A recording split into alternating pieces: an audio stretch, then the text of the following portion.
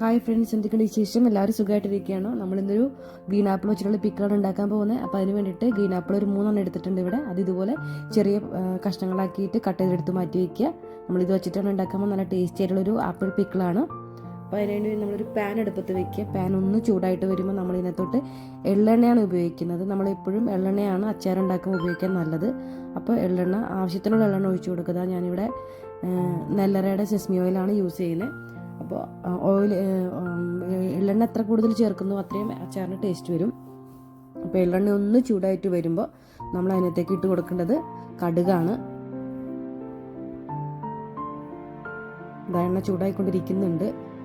കാരണം ഈ പാൻ കുറച്ച് കട്ടിയുള്ള പാൻ ആയതുകൊണ്ട് ചൂടായിച്ചിരി സമയം എടുക്കും. ചൂടായി കഴിഞ്ഞാൽ ഭയങ്കര ചൂടായിരിക്കും ഇതിന് കേട്ടോ. കടുക് ഇട്ട് കൊടുത്തിട്ടുണ്ട്. ആവശ്യത്തിനുള്ള കടുക് ഇട്ട് കൊടുത്ത് കടുക് ഒന്ന് പൊട്ടി വരുമ്പോൾ നമ്മൾ ഇതിനകത്തേക്ക് ഇട്ട് കൊടുക്കാൻ പോകുന്നത് കുറച്ച് ഇഞ്ചി, വെളുത്തുള്ളി, പച്ചമുളക് എല്ലാം അറിയാലോ. നമ്മൾ ഈ അച്ചാറിന് എന്തൊക്കെയാണോ ഉപയോഗിക്കുന്നത് സെയിം സാധനം തന്നെ. ഇഞ്ചി, വെളുത്തുള്ളി, പച്ചമുളക് എല്ലാം കുരുകുരുന്ന് അരിഞ്ഞത് അതിനകത്ത് ഇട്ട് കൊടുത്തിട്ടുണ്ട്. ഇത് കൂടാതെ കുറച്ച് ഇഞ്ചി, വെളുത്തുള്ളി ചതച്ചും കൂടി ഇട്ടിട്ടുണ്ട്. ഒരു ഗ്രേവി കിട്ടാൻ വേണ്ടിയിട്ടാണ്. അപ്പോൾ നിങ്ങളുടെ സൗകര്യത്തിൽ നിങ്ങൾക്ക് എങ്ങനെ വേണമെങ്കിലും അരിഞ്ഞോ ചതച്ചിട്ട് കൊടുക്കാവുന്നതാണ്. പിന്നെ കുറച്ച് കറിവേപ്പിലയും കൂടെ ചേർത്ത് കൊടുത്തിട്ടുണ്ട്. ഇതിനകത്ത് ഞാൻ ഉണക്കമുളക് ചേർക്കുന്നില്ല കേട്ടോ. ചില ആൾക്കാർ അച്ചാറിനകത്ത് ഉണക്കമുളക് ചേർക്കുന്നുണ്ട്. ഞാനിവിടെ ചേർക്കുന്നില്ല.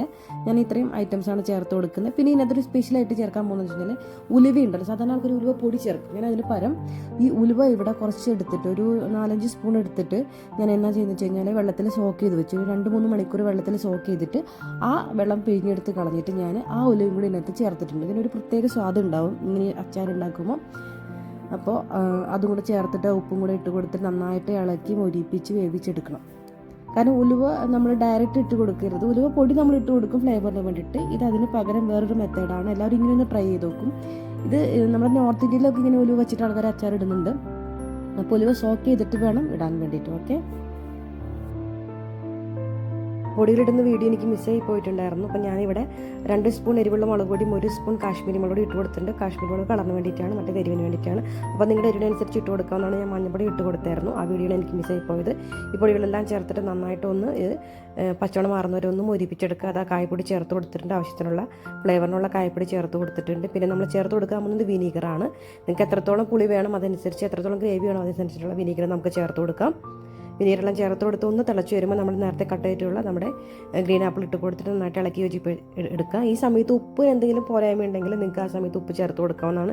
ഞാനിവിടെ കുറച്ച് ഉപ്പ് കൂടെ ചേർത്ത് കൊടുക്കുന്നുണ്ട്. അതെല്ലാം ചേർത്ത് നന്നായിട്ട് ഇളക്കി യോജിപ്പിച്ചെടുക്കാവുന്നതാണ്. നമ്മുടെ അച്ചാർ ഏകദേശം ഇവിടെ റെഡി ആയിട്ടുണ്ട്. ഇത് തണുത്ത് കഴിയുമ്പോൾ നമുക്കൊരു ടംബ്ലറിനകത്ത് മാറ്റി എടുത്ത് വയ്ക്കാം. ഉണ്ടാക്കി കഴിഞ്ഞിട്ട് 2-3 ദിവസം കഴിഞ്ഞിട്ട് ഉപയോഗിക്കുന്നതായിരിക്കും നല്ലത്. നല്ല ടേസ്റ്റി ആയിട്ടുള്ളൊരു അച്ചാറാണ്. അപ്പോൾ എല്ലാവരും ഇതുപോലെ ട്രൈ ചെയ്ത് നോക്കണം. ഈ വീഡിയോ ആദ്യമായിട്ട് കാണുന്നവരാണെങ്കിൽ ലൈക്ക് ചെയ്യണം, സബ്സ്ക്രൈബ് ചെയ്യണം, സപ്പോർട്ട് ചെയ്യണം.